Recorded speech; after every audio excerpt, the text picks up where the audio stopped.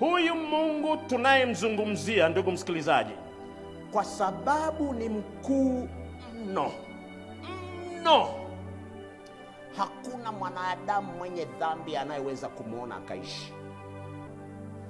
Huwezi. ni mkuu mno. Hatuna lugha ya kutosha kueleza ukuu wake. Ni Mungu. Hata lugha tunazozitumia kuita jina lake, ana majina mengi sana, sina muda wa kuyataja. Yanatumiwa majina mengi kwa sababu ya sifa zake, kwa sababu yuko hivyo. Nasema labda tumuite jina hili, tulite. Yeye mwenyewe alipoulizwa na Musa, nitakapokwenda kwa wana wa Israeli kama ulivyonituma, nimwambie Farao waondoke watu wa Mungu, lakini hawa wana wa Israeli wanaweza kuniuliza, nani amekutuma? Jina lako wewe ni nani? Ndipo Mungu akawaambia, nenda kawaambia mimi nipo. Hilo nalo jina,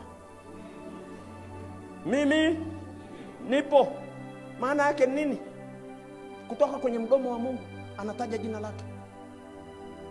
Yapo majina lufufu, kwa sababu hakuna jina moja kwa lugha ya kibinadamu linalomtosha Mungu. Ni mkuu, ni mkuu huyo Mungu. Ndio maana hata picha yake hatuna. Unajua, kwenye kitabu cha Ezekiel, hatutatumia hapa, kuna wale walionyeshwa Mungu katika njozi, wakamuona Mungu. Ukisoma walichoeleza ni kuchanganyikiwa tupu. Huwezi kuchora picha hata kidogo. Magurudumu ya moto, magurudumu ya moto na mtu vinapelekanaje? Miguu kama shaba, mikono haichoreki. Sasa nikwambie ukuu wake. Waliomuona hata kwenye njozi, Yohana alipomuona tu akaanguka chini. Chini, hajasukumwa wala Mungu hajapuliza. Kumuona tu chini. Wengine wakazimia. Kuzima kwenye njozi, si halisi. Kwenye njozi, sasa ukionana naye halisi. Huyu Mungu ni mkuu mno. Ukuu wake hauelezeki.